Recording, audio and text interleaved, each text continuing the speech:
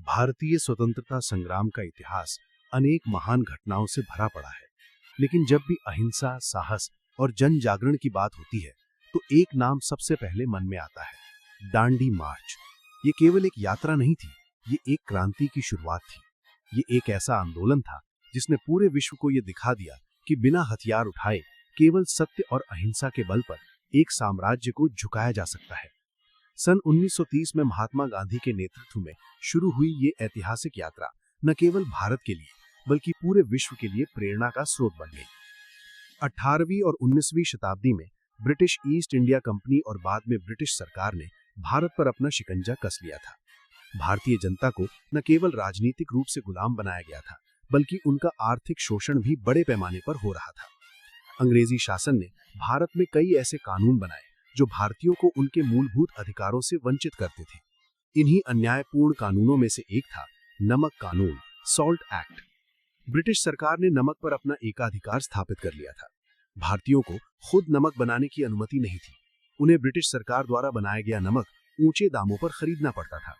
नमक जैसी आवश्यक वस्तु जो हर गरीब अमीर को चाहिए, वो भी विदेशी शासन के नियंत्रण में थी। इस कर से सरकार को भारी राजस्व मिलता था, लेकिन भारतीय जनता, विशेषकर गरीब वर्ग, इस बोझ से दबी हुई थी।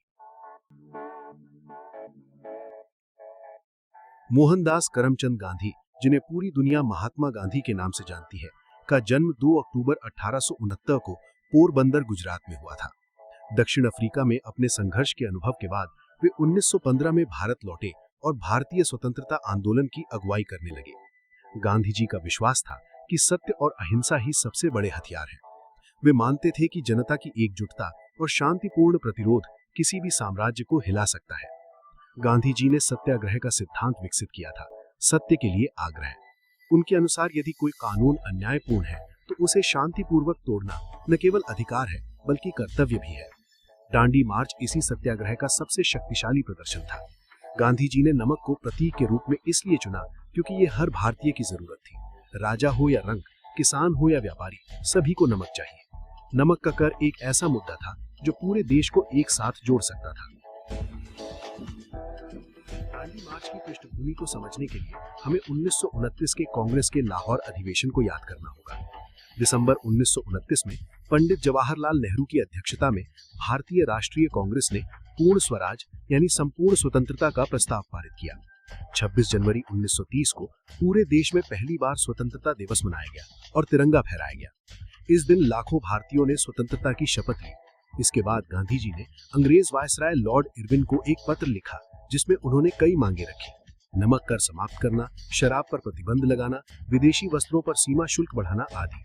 उन्होंने स्पष्ट कहा कि यदि इन मांगों को नहीं माना गया तो वे सविनय अवज्ञा आंदोलन शुरू करेंगे।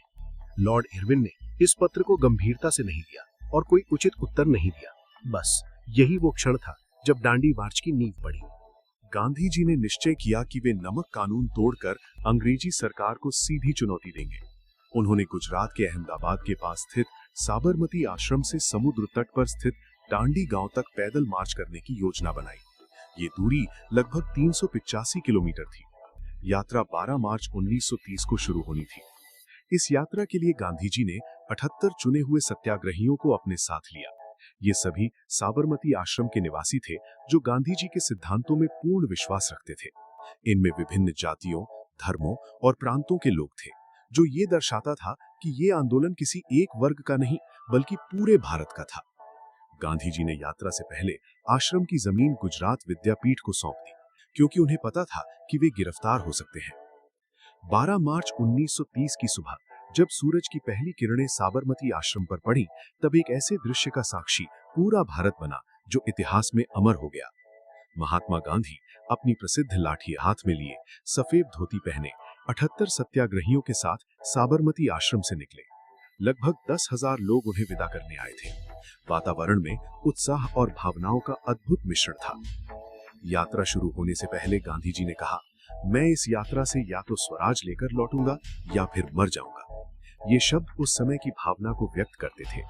जैसे जैसे यात्रा आगे बढ़ी, रास्ते में हजारों लोग इसमें शामिल होते गए।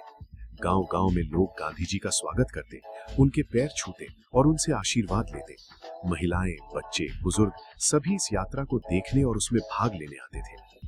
दांडी मार्च का रास्ता गुजरात के कई गांवों और कस्बों से होकर गुजरता था।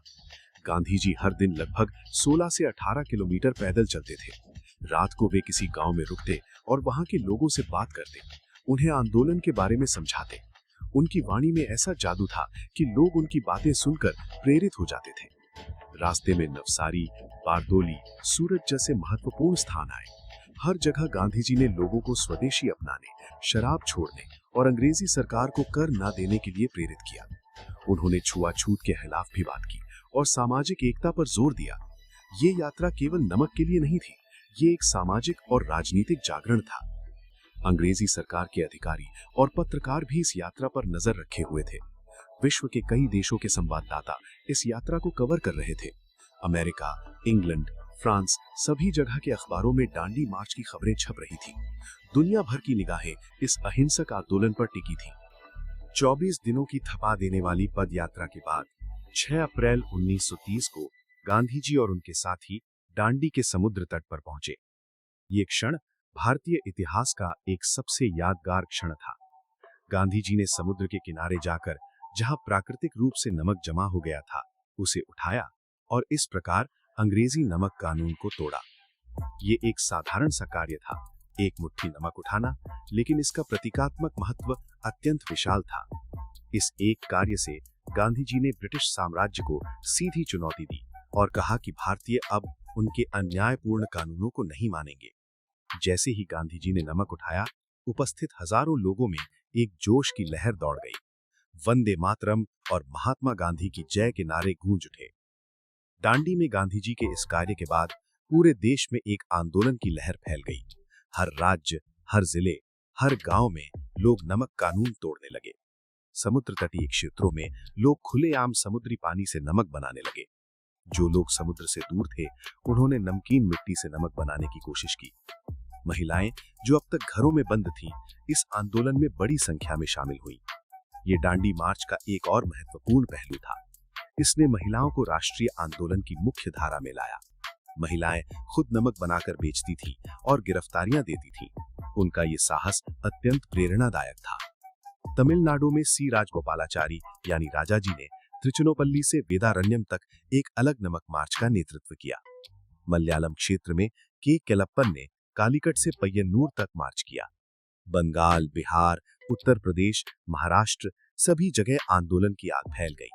ये वास्तव में एक राष्ट्रव्यापी जन आंदोलन बन गया था। को गंभीरता से नहीं ले रही थी। उन्हें लगता था कि ये नमक के लिए एक हास्यास्पद प्रयास है। लेकिन जैसे जैसे आंदोलन देशव्यापी होने लगा और लोगों में जोश बढ़ने लगा, सरकार घबरा गई। उन्होंने दमन की नीति अपनाई। हजारों सत्याग्रहियों को गिरफ्तार किया गया। अप्रैल 1930 में गांधी जी को भी गिरफ्तार कर लिया गया। उनकी गिरफ्तारी से आंदोलन और भड़क उठा। देश भर में विरोध प्रदर्शन हुए। पुलिस ने लाठीचार्ज और गोलीबारी भी की, लेकिन अहिंसक सत्याग्रहियों ने बिना प्रतिरोध किए मार खाई। ये दृश्य दुनिया भर में चर्चा का विषय बना। भाई, अगर वीडियो पसंद आई हो तो लाइक तो बनता है और चैनल को सब्सक्राइब करके सपोर्ट जरूर करो। क्या आप जानना चाहते हैं आगे क्या हुआ? तो अभी नीचे पार्ट 2 कमेंट करें। जितने ज्यादा कमेंट्स आएंगे, उतनी जल्दी पार्ट 2 आएगा। जय हिंद।